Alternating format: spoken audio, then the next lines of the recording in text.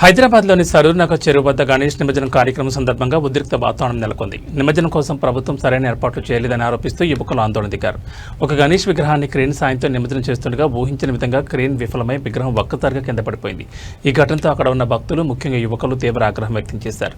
ప్రభుత్వానికి, క్రేన్ సిబ్బందికి వ్యతిరేకంగా నినాదాలు చేశారు. వినాయక నిమజ్జనాలకు అవసరమైన నాణ్యమైన క్రేన్లు, ఇతర భద్రతా ఏర్పాట్లు చేయడంలో ప్రభుత్వం విఫలమైందని ఆందోళనకారులు ఆరోపించారు.